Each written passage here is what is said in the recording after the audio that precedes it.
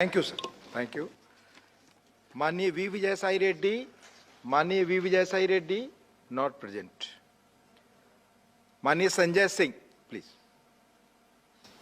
धन्यवाद मान्यवर, आपने मुझे महामहिम राष्ट्रपति के अभिभाषण पर अपनी बात कहने का मौका दिया।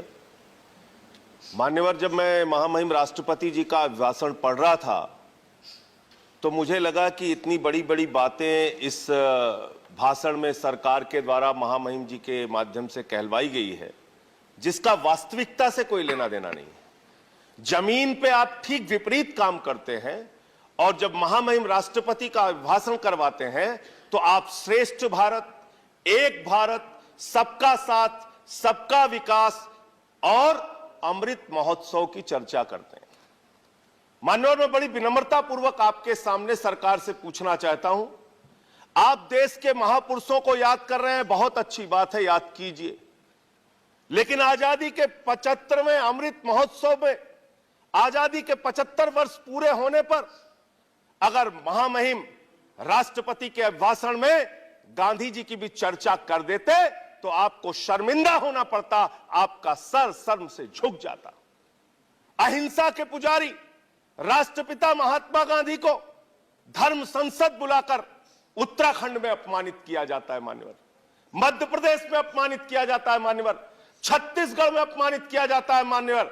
मैं कहना चाहता हूं, अगर यह सरकार गोडसे की विचारधारा पर चल रही है तो मुझे कुछ नहीं कहना, लेकिन अगर गांधी के प्रति जरा भी सम्मान है तो उन लोगों के खिलाफ मुकदमे दर्ज करके उनको जेल के सीखचों के पीछे डालना चाहिए। यह राष्ट्रद्रोह है मान्यवर।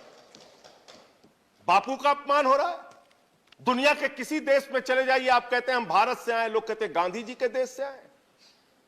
उस महात्मा गांधी का अपमान इस देश में हो रहा है मान्यवर, आजादी के 75वें साल में, और सरकार खामोश, प्रधानमंत्री जी खामोश, कोई उसकी चर्चा नहीं करते, क्योंकि कहीं ना कहीं भारतीय जनता पार्टी जिस विचारधारा से आती है वो विचारधारा गोडसे को महिमा मंडित करने की विचारधारा है, गांधी के विपरीत काम करने वाली विचारधारा है।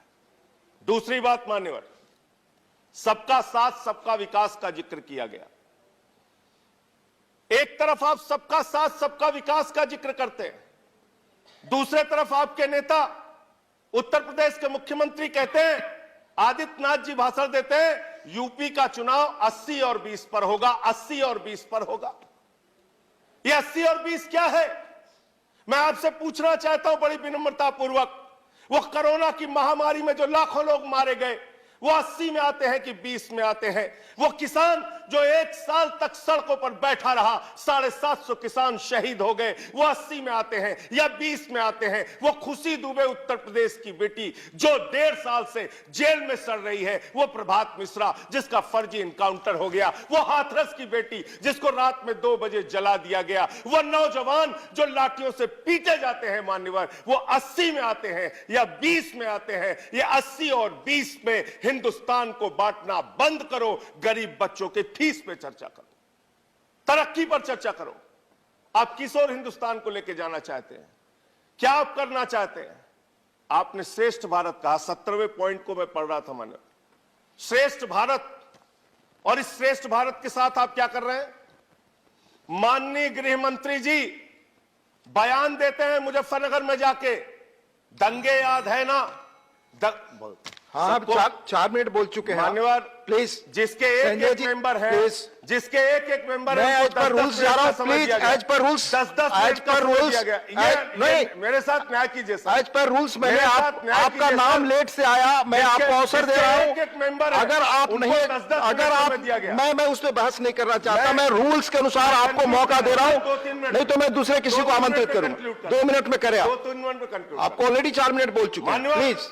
मान्यवर, मैं बड़ी विनम्रता पूर्वक आपसे कहना चाहता हूं, हमारे देश के गृह मंत्री, इस भाषण में श्रेष्ठ भारत की बात कही गई, वो भारत श्रेष्ठ है, श्रेष्ठ था, श्रेष्ठ रहेगा, लेकिन उस श्रेष्ठ भारत को आप दिन रात पाकिस्तान से डराते हैं।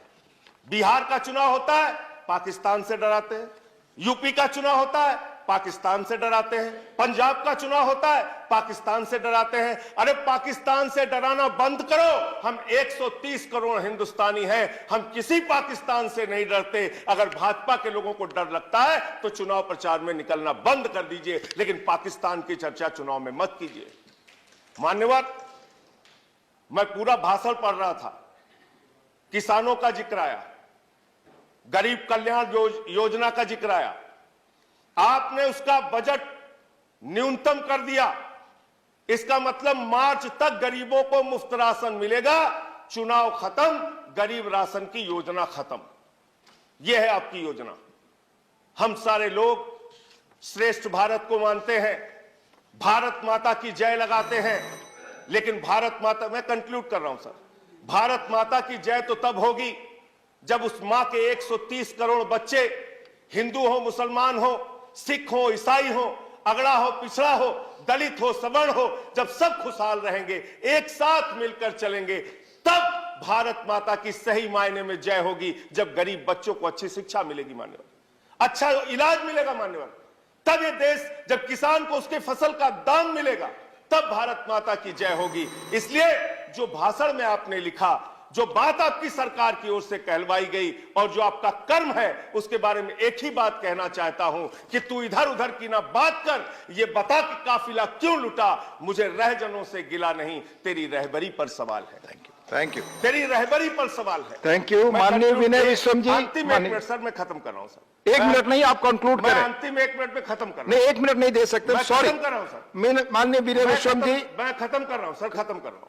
मैं सिर्फ आपसे यही कहना चाहता हूं, आपके माध्यम से सरकार से निवेदन करना चाहता हूं, चुनाव मुद्दों पर लड़िए, देश का माहौल मत बिगाड़िए, देश को नफरत की आग में मत झोंकिए, देश को इस चुनाव को माननीय विनय विश्वम कराइए। माननीय विनय विश्वम, इस पूरे चुनाव में यूपी में